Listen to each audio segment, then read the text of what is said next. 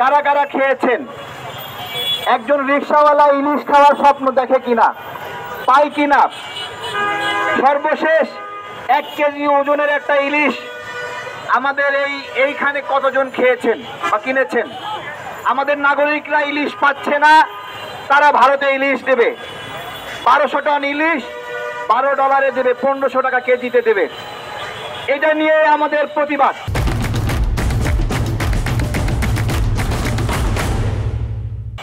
আমাদের স্পষ্ট কথা, ইলিশ নিতে হলে শেখ হাসিনাকে ফেরত দিতে হবে, ঠিক কিনা? ইলিশ নিতে হলে ওবায়দুল কাদেরকে ফেরত দিতে হবে। ইলিশ নিতে হলে আমাদের সেই সময়ের স্বৈরাচার স্বরাষ্ট্রমন্ত্রীকে ফেরত দিতে হবে।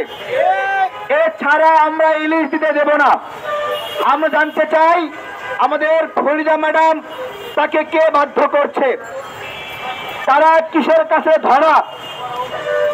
এই বয়সেও আমাদের উপদেষ্টারা হানি ট্র্যাপে পড়েছে কিনা, তাদেরকে বাধ্য করছে কেন? জবাব দিতে হবে। আগে আমাদের রিকশাওয়ালা ইলিশ খাবে, আমাদের বাসের হেল্পার ইলিশ খাবে, আমাদের গরিব মেহনতি মানুষরা ইলিশ খাবে, তারপরে ভারতে ইলিশ যাবে। এই মুহূর্তে আমি মতামত রাখার অনুরোধ করছি আমাদের সোহেল আমিন ভাইকে।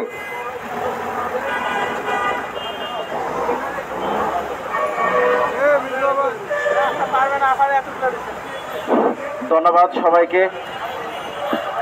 আমরা যে জুলাই গণ অভ্যুত্থানের মাধ্যমে একটি নতুন সরকার গঠন করেছি, ভারতের সাথে আমাদের যে বন্ধুত্বপূর্ণ সম্পর্ক ছাওয়ার জন্য নয়।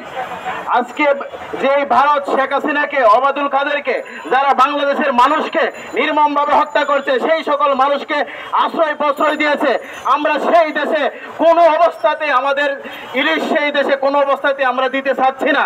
আমাদের দেশের শ্রমিক ভাইয়েরা, আমাদের দেশের হেল্পার ভাইয়েরা, আমাদের দেশের সাংবাদিক ভাইয়েরা, আমাদের দেশের প্রত্যেকটি মানুষ সেখানে স্বল্প মূল্যে ইলিশ ক্রয় করে তারা তাদের জীবিকা নির্বাহ করতে চায়, তারা খেতে চায়।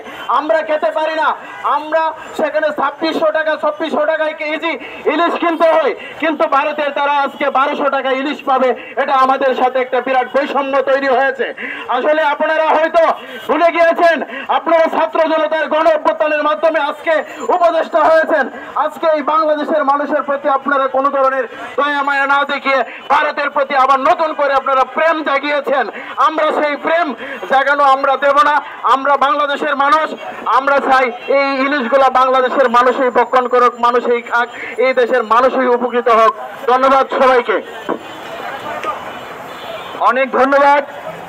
দেখেন ভাই, ইলিশের সিজনে আমরা প্রত্যেক বছর অন্তত বাজারে দেখি জায়গায় জায়গায় ইলিশ বিক্রি হচ্ছে। এইবার কি এমন কুফা লাগছে, এইবার কি এমন কুফা লাগছে, ইলিশের টিকিরা দেখা যাচ্ছে না। তার মানে ইলিশ উৎপাদনের জন্য যে নিয়ম কানুন মানা দরকার সেটা সঠিকভাবে মানা হচ্ছে না, অথবা ইলিশ উৎপাদন হচ্ছে, ইলিশ ধরা হচ্ছে, এই ইলিশটা অবৈধভাবে আমাদের দেশ থেকে কোনো একটা পন্থায় এখান থেকে চলে যাচ্ছে। এটা আমি বলছি। আমরা এর আগের সিজনেও আমরা ইলিশ পেয়েছি, এইবার ইলিশ পাচ্ছি না কেন?